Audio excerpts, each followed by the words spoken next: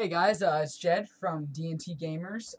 My gamer tag on most things will probably be Dedge Demon, and I'm here. I'm gonna start making a lot more videos with Tyler actually. And so, if you guys like me being here, that's great. If you don't, that's too bad. I'm not going anywhere.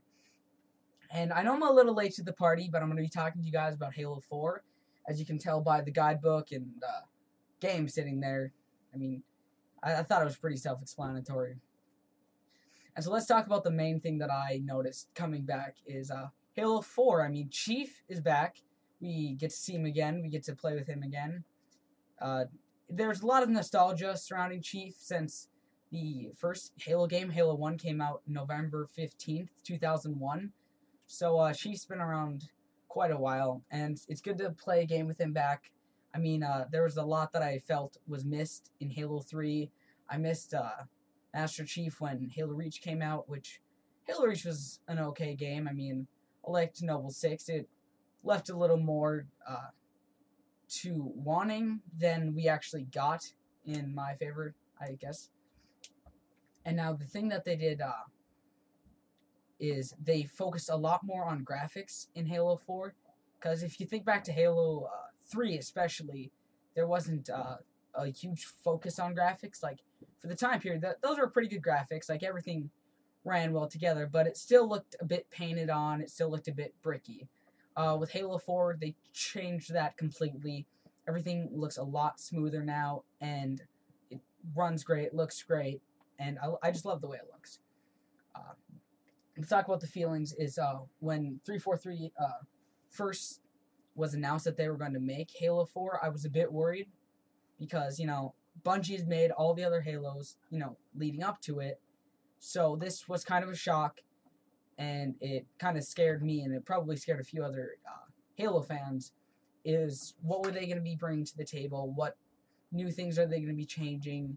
Are they going to make it so that we don't recognize the Halo story as Halo anymore, but as something new?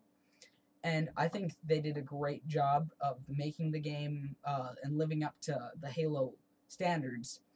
And I have a feeling that part of that is due to the fact that Bungie employees that worked on Halo 4, that preferred Halo 4 and that really liked it, quit so they could work on it.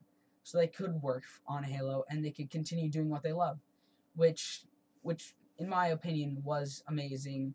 I mean, that's dedication right there. Let's talk about the gameplay. There's definitely a faster paced gameplay in Halo 4. It's not as slow as it was in Halo 3, and it wasn't as a little bit of skirmishes here and there as it was in Halo 4. What I think was a huge contributing factor to that was all the new abilities, like Promethean Vision. When I first heard about Promethean Vision, the whole fact of seeing through walls kind of threw me off. I mean, I don't want some guy to be able to sit in the middle of the map and look around and be like, oh, hey, there's a person there, there's a person there, and there's a person there.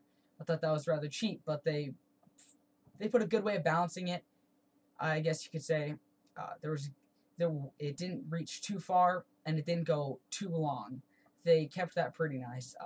What I usually use, though, is the thruster packs, just so that when I'm in mid-combat, I can move around a little bit, throw my enemy off so that they can't get the last shot, so hopefully that I can. And another thing that they made was they took in and they made new enemies to fight.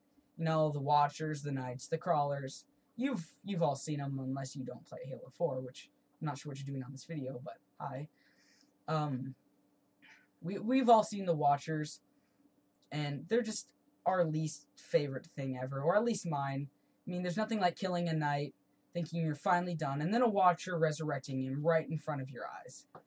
Like, to me, that was a kick in the nuts as a player. Like, I just finished with that guy. Now I have to fight him again. And with the new enemies, they also brought a lot of new weapons, like the light rifle, which you can use right off the bat in multiplayer.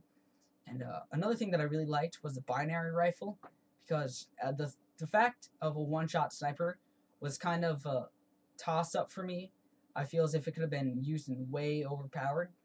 But they only made it 2 shots, and they made a laser beam going from your sniper, I guess, So it was easier to find that person, and it wasn't like they could just sit up in the corner of the map with a crap ton of ammo and just destroy anybody going. The incinerator cannon was also a huge thing. That deals a lot of damage. It also has a huge splash area with the multiple little rockets that come out of the side to do even more damage. Sorry about that. I'm working through a cough and a cold right now. But I guess that's the main what I have to say about Halo 4 is everything looks great.